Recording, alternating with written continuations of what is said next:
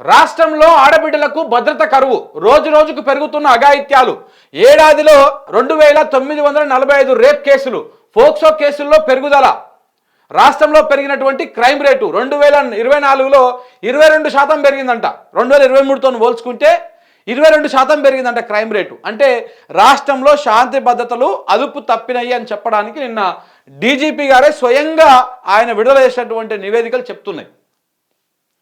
ఇగో cyber నేరాల్లోనూ 43.33% పెరుగుదల అంట 20 టన్నుల గంజాయి సీజ్ చేసిర్రు.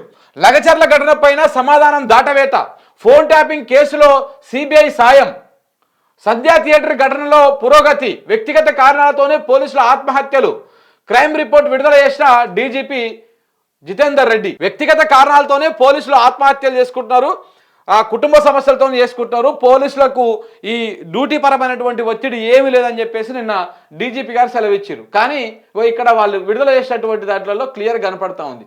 మహాలక్ష్మి పేరుతో ఓట్లు దండుకోవడం తప్ప వారికి రక్షణ కల్పించడంలో సర్కార్ ఫెయిల్ అవుతోంది.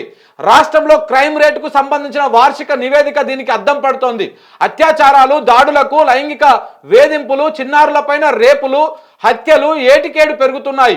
ఈ అంశంలో ప్రభుత్వ వైఫల్యం కొట్టొచ్చినట్టు కనబడుతోంది. మహిళలకు భద్రత కల్పించడంలో తగిన జాగ్రత్తలు తీసుకోకపోతే క్రైమ్కు అడ్డాగా మారేటువంటి అవకాశాలు ఉన్నాయని పలువురు ఆందోళన వ్యక్తం చేస్తూ ఉన్నారు. మరి అట్లనే కనపడతా ఉంది చూస్తుంటే. ఇట్లాంటి దుర్మార్గాలు యూపీలో బీహార్లో ఇట్లాంటి దగ్గరలో ఉంటాయి. కానీ ఇప్పుడు మన తెలంగాణ రాష్ట్రంలో కూడా ఇలాంటి పరిస్థితులే కనబడతా ఉన్నాయి. మొత్తము కనీసం ఇంకొక ఇందులో కూడా నమస్తే తెలంగాణలో కూడా ఒక వార్త రాశారు.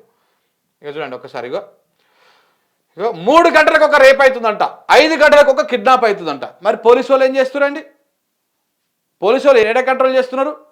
ఈ రాష్ట్రానికి హోంశాఖ మంత్రి లేకపోవడం వల్ల జరుగుతున్నటువంటి దుర్మార్గాలు ఇవన్నీ ఇప్పటికైనా అర్థమవుతుందా? రాష్ట్రంలో ముఖ్యమంత్రి హోంమంత్రి హోంమంత్రే ముఖ్యమంత్రి ఆయన దగ్గర 10-15 శాఖలు పెట్టుకొని కూర్చున్నాడు. బలంగా ఉన్నటువంటి 6-7 శాఖలు ఉన్నాయి. అవన్నీ పెట్టి ఆయన దగ్గర కూర్చున్నాడు. ఇక రాష్ట్రం ఏమో ఇట్లా ఆగమాగం అయిపోతుంది. 3 గంటలకు ఒక రేప్ అవుతున్నది 5 గంటలకు ఒక కిడ్నాప్ అవుతున్నది 7 గంటలకు ఒక హత్య అవుతున్నది. రాష్ట్రంలో సగటున నమోదవుతున్నటువంటి నేరాలు ఇవి. నిరుడితో పోల్చుకుంటే 22% పెరిగినది క్రైమ్ రేటు. ఫోక్సో కేసులు కూడా పెరిగిపోయినాయి అంట. ఫోక్సో కేసులు పెరిగిపోయినాయి, మహిళల మీద అఘాయిత్యాలు పెరిగిపోయినాయి. ఇంత దుర్మార్గంగా పాలన సాగుతూ ఉందని చెప్పడానికి నిన్నటి అదే నిదర్శనం.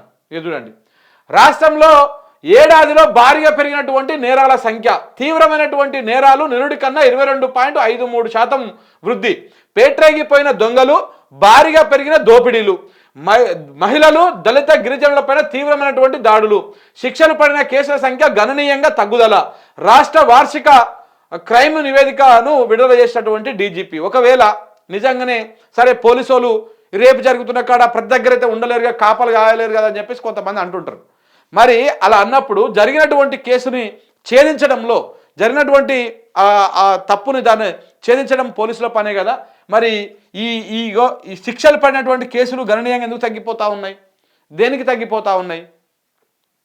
శిక్షలు పడినటువంటి కేసులు కూడా ఎందుకు తగ్గిపోతూ ఉన్నాయి? దీనికి సమాధానం చెప్పాలి కదా. అంటే పోలీసు వ్యవస్థ తన పనితీరులో పూర్తిగా ఫెయిల్ అయిపోయింది. ఎందుకంటే ముఖ్యమంత్రి ఆయననే హోంమంత్రి పేరుకు మాత్రమే ఉంది ఆయన దగ్గర. ఎందుకు హోంశాఖ ఆయన దగ్గరనే పెట్టుకున్నా అంటే వాళ్ళ కుటుంబ సభ్యులు చేసేటువంటి దందాలు కానీ ఈ వ్యవహారం కానీ వేరే వాళ్ళ దగ్గర హోంశాఖ ఉంటే ఇదంతా ప్రాబ్లం అవుతుంది. అందుకని ఆయన దగ్గరనే పెట్టుకొని కూర్చున్నాడు. మరి ఎందుకంత భయం? రేవంత్ రెడ్డికి నిజంగా భయం లేకపోతే ఆయన చెప్తాడు కదా నేను అమరాబాద్ పులిని ఆ అడవులలో ఉట్టుకొని వచ్చినా అని చెప్పేసి. మరి అంత భయపడని పులి ఒక్క హోంమంత్రిని పెట్టుకోలేకపోతా ఉంది ఎందుకో? అంత భయం ఎందుకు? ఎందుకంటే ఈ హోంశాఖను వేరే వాళ్ళకి ఇస్తే ఈ దందా మొత్తం నడవదు కాబట్టి వీళ్ళది. ఈ ఔటర్ రింగ్ రోడ్ చుట్టుముట్టున్నటువంటి భూదందాలు ఇంటోలు చేస్తున్న దందాలు ఇయ్యంకుడు చేస్తున్న దందాలు అల్లుడు చేస్తున్న దందాలు ఇవన్నీ కూడా నడవవు, ఇబ్బంది అవుతుంది పోలీస్ శాఖ వేరే వాళ్ళ దగ్గర ఉంటే. సో కాబట్టి అన్నీ ఆయన దగ్గరనే పెట్టుకున్నాడు. పోలీస్ శాఖ ఆయన దగ్గరనే ఉంటుంది, మున్సిపల్ శాఖ ఆయన దగ్గరనే ఉంటుంది, గనుల శాఖ ఆయన దగ్గరనే ఉంటుంది, విద్యాశాఖ ఆయన దగ్గరనే ఉంటుంది. ఇట్లా కీలకమైనటువంటి శాఖలన్నీ కూడా ఆయన దగ్గరనే పెట్టుకుంటాడు. దాని కారణమే ఇగో ఇట్లా ఈ 3 గంటలకు ఒక రేపు 5 గంటలకు ఒక కిడ్నాపు ఈ రాష్ట్రంలో లా అండ్ ఆర్డర్ అదుపు తప్పిపోవడము ఎవరి కాడు ఏడబడితే ఆడ పొడుచుకొని చంపుకోవడము. నిన్న మనం చూడలే పోలీసు వాళ్ళనే కొట్టిర్రు ఎవరు? కాంగ్రెస్ వాళ్ళు. ఈ రకంగా ఉన్నది రాష్ట్రంలో శాంతి భద్రతలు. జగిత్యాల జిల్లాల పోలీసు వాళ్ళనే వంగబెట్టి గుమ్మ గుమ్మ గుద్దిరు కాంగ్రెస్ వాళ్ళు. ఏమైందిరా అంటే ఇగో ఏదో ఏదో జరిగిందని చెప్పేసి మళ్ళా ఆ కొట్టిన వాళ్ళని అరెస్ట్ చేసి లోపలేస్తే అర్ధగంట సేపట్ల వచ్చి ఆయన తీసుకొని పోయిండు స్థానిక కాంగ్రెస్ లీడర్. ఇట్లా ఉంటుంది అన్నమాట. పోలీసు వాళ్ళేమో బీఆర్ఎస్ పార్టీ వాళ్ళను, బీజేపీ పార్టీ వాళ్ళను, ప్రతిపక్షంగా అడుగుతున్న వాళ్ళని, ప్రజల పక్షాన మాట్లాడుతున్న వాళ్ళని పోలీసు వాళ్ళు కొడుతున్నారు. పోలీసు వాళ్ళనేమో కాంగ్రెస్ వాళ్ళు కొడుతున్నారు. మంచిగా సరిపోయింది, ఇక్కడ లెవెల్ అయిపోయింది. పోలీసు వాళ్ళు కూడా ఏమో పక్కగా వాళ్ళు డ్యూటీ చేస్తలేరు. పోలీసు వాళ్ళు ఇక మరీ కొంతమంది అయితే దారుణంగా కాంగ్రెస్ వాళ్ళ బానిసల లెక్క కాంగ్రెస్ చెప్పినట్టుగా చేస్తూ ఉన్నారు. మరీ ఎక్కువగా సైబర్ క్రైమ్లో అయితే మరి అది దుర్మార్గంగా పెరిగిపోయింది ఈ జాబితా. ఈ పోలీసు వాళ్ళు ఏమో ప్రతిపక్షాల మీద, ప్రశ్నిస్తున్న మీద, వీళ్ళ మీద ఫోకస్ పెట్టి వాళ్ళ మీద దాడులు చేస్తూ ఉంది. పోలీసు వాళ్ళనేమో కాంగ్రెస్ వాళ్ళు కొడుతూ ఉన్నారు. ఈ రకమైనటువంటి పరిస్థితి కనబడతా ఉందన్నమాట. రేపు కేసుల్లో పెరుగుదల, రాష్ట్రంలో పెరిగినటువంటి క్రైమ్ రేటు 9.87% అంట. రేపు కేసుల్లో పెరుగుదల 28.94% రేప్ కేసులలో పెరిగిందంట. పోయినేటితో పోల్చుకుంటే ఈ ఏడాది దాదాపు 30% రేప్ కేసులు పెరిగినాయి. మహిళల మీద అత్యాచారాల కేసులు పెరిగినాయి.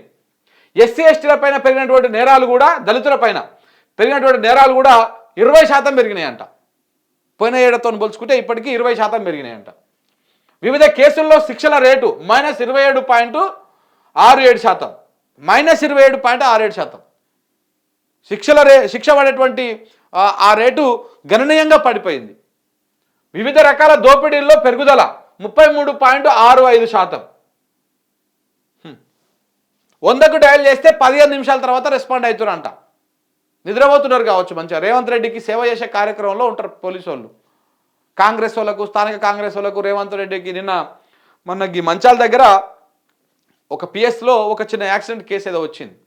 మంచాల ఇబ్రహీంపట్నం ఆ ప్రాంతంలో వస్తే పోలీసు వాళ్ళు మొత్తము లంచాలకు మరిగిరు అనేది ప్రత్యక్షంగా కనబడుతున్నటువంటి పరిస్థితి. మొత్తము నీకు లంచాలు తీసుకుంటే ఏదైనా నడిచిపోతా ఉంది పోలీసు వ్యవస్థలో. బాగా లంచాలకు మరిగిపోయారు. గతంలో కేసీఆర్ ఉన్నప్పుడు ఇట్లా ఉండకపోతుండే. ఎవడన్నా డబ్బులు తీసుకోవాలంటే భయపడుతుండే. కాంగ్రెస్ ప్రభుత్వం వచ్చిన కాడ నుంచి భయంకరంగా పెరిగిపోయినాయి ఈ లంచాల వ్యవహారం ఇదంతా కూడా.